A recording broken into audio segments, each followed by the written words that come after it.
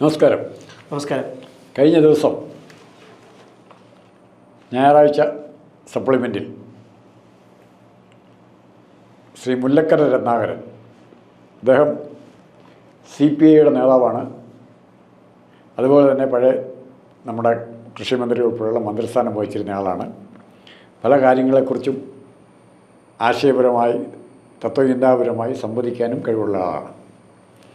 അദ്ദേഹം രാമായണ മാസം പ്രമാണിച്ച കർക്കിടകം രാമായണ മാസമായിട്ടാണ് ഈ മാസം ഹിന്ദുക്കൾ കരുതുന്നത്, പൊതുവെ കരുതുന്നത്. അപ്പോൾ ഇന്ന് ഈ കർക്കിടക മാസത്തിൽ രാമായണ മാസത്തെക്കുറിച്ച് അദ്ദേഹത്തിൻ്റെ വ്യാഖ്യാനങ്ങളല്ലെ ഇൻ്റർപ്രിട്ടേഷനുമായിട്ട് മലയാള മനോരമയുടെ സപ്ലിമെൻ്റ് പത്രത്തിലാണ് പ്രത്യക്ഷപ്പെട്ടിരിക്കുന്നത്.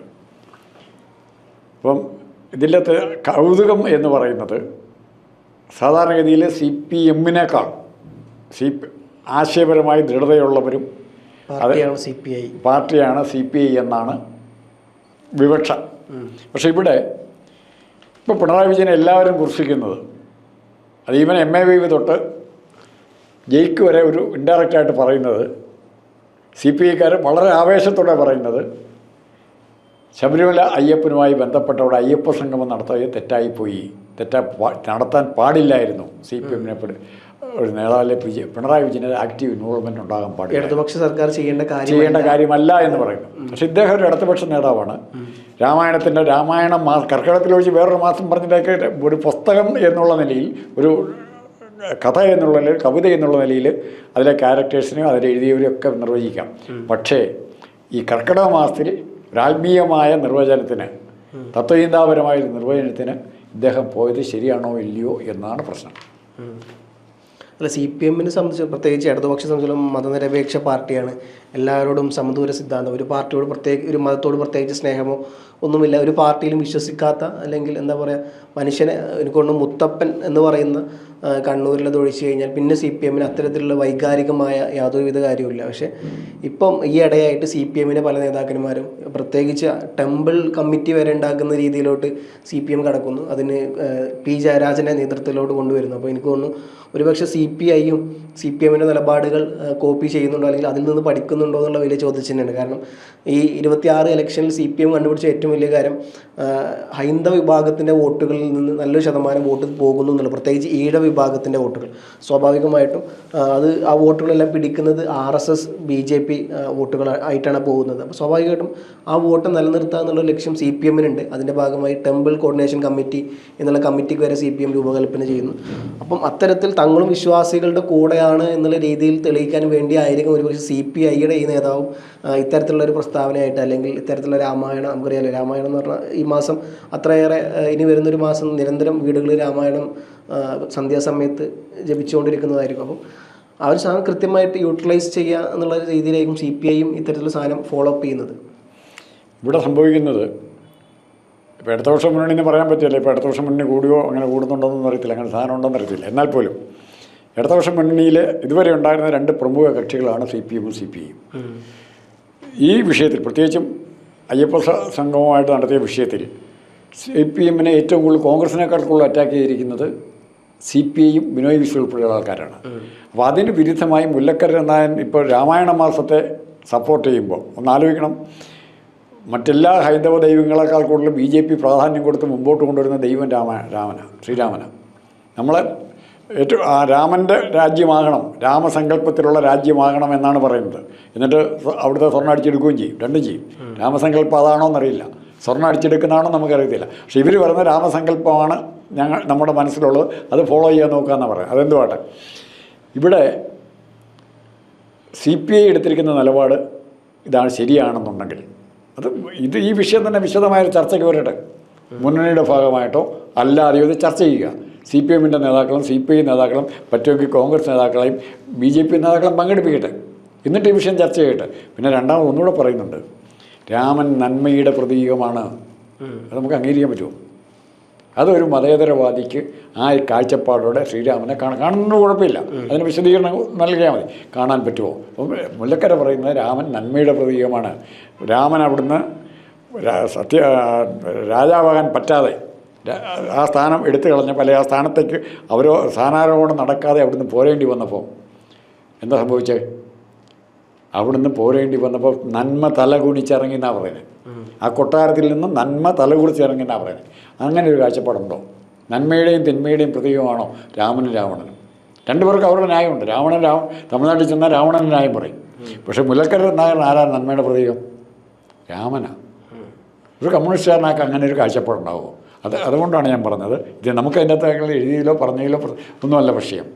അദ്ദേഹത്തിൻ്റെ കാഴ്ചപ്പാടിനനുസരിച്ച് പുരാണ കഥയെന്ന് പറയുന്നുണ്ട്. കഥയാണോ തപസ്സിരുന്ന് കഥ ഡെവലപ്പ് ചെയ്ത് എങ്ങനെ കഥ ഡെവലപ്പ് ചെയ്യാമെന്നറിയാമോ?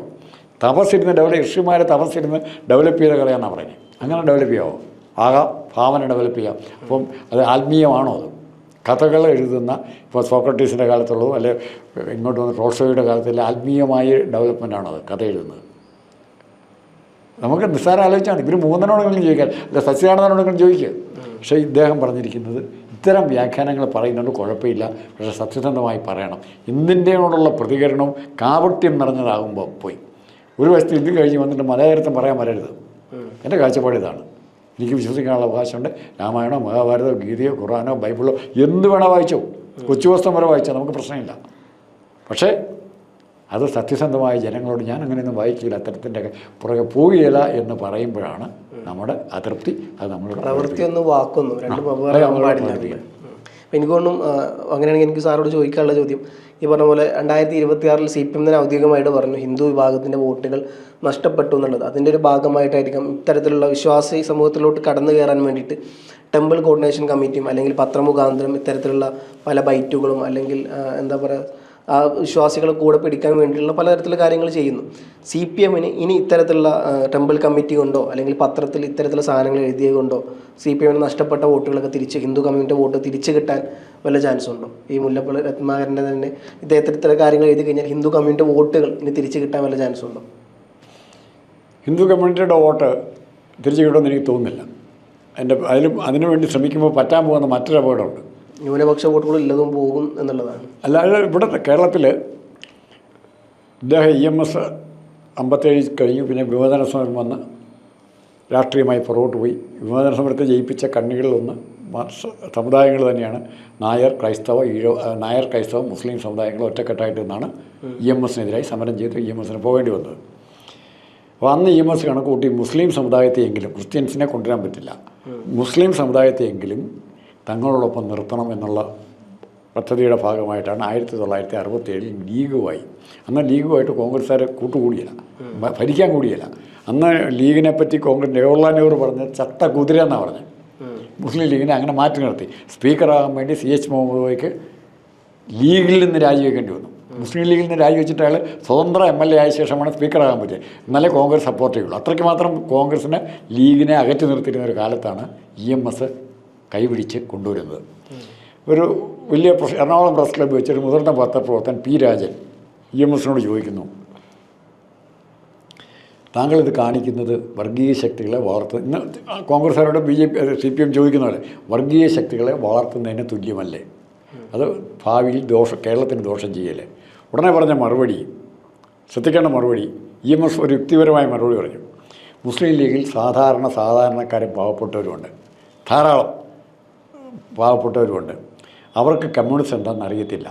CPMുമായിട്ട് കമ്മ്യൂണിസ്റ്റ് പാർട്ടിയായിട്ട് അടുത്ത് പ്രവർത്തിക്കുന്നതിലൂടെ കമ്മ്യൂണിസ്റ്റ് എന്താണെന്ന് മനസ്സിലാക്കുകയും അവർ കമ്മ്യൂണിസ്റ്റ് പാർട്ടിയിലേക്ക് വരികയും ചെയ്യുമെന്നാണ് EMS പറഞ്ഞത്.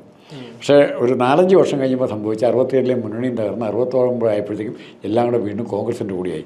അപ്പോൾ ഇതേ പത്രപ്രവർത്തകൻ EMSനോട് ചോദിക്കും, താങ്കൾ പറഞ്ഞിരുന്ന കാര്യം ശരിയാണ്, ഈ കമ്മ്യൂണിസമായിട്ട് അടുത്ത് കഴിഞ്ഞപ്പോൾ ഇവിടെ സംഭവിച്ചത് ലീഗിലെ സാധാരണക്കാരും ലീഗിലില്ലായിരുന്ന സാധാരണക്കാരും പാവപ്പെട്ട മുസ്ലിങ്ങളും ഞങ്ങൾക്ക് വേറെ സ്വന്തം പാർട്ടിയുള്ളപ്പോൾ നിങ്ങളുടെ ഇടതുപക്ഷത്തിൻ്റെ കൂടെ നിൽക്കേണ്ട ആവശ്യം എന്താണെന്ന് വെച്ച് അവർ ലീഗിൻ്റെ ഭാഗമായത്, ലീഗ് ശക്തിപ്പെടുകയത്. അന്നാണ് ലീഗ് ശക്തിപ്പെടാൻ തുടങ്ങിയത്. അപ്പോൾ അങ്ങനെ ഇതും ഹിന്ദുക്കളെ അവസാനം ഇങ്ങോട്ട് ആകർഷിക്കാൻ നോക്കി ഇതിന് കൂടുതലുള്ള ഹിന്ദു കൂടെ എവിടെ പോകും? ചിലപ്പോൾ വേണമെങ്കിൽ സംഘപരിവാറിൻ്റെ ക്യാമ്പിലേക്ക് പോയാൽ നമ്മൾ അത്ഭുതപ്പെടേണ്ട. CPM ചെയ്യുന്ന മണ്ടൻ നയങ്ങളുടെ മറ്റൊരു മണ്ടത്തരം കൂടി ആയിരിക്കുമെന്ന് മാത്രമേ ഞാൻ പറയുന്നുള്ളൂ.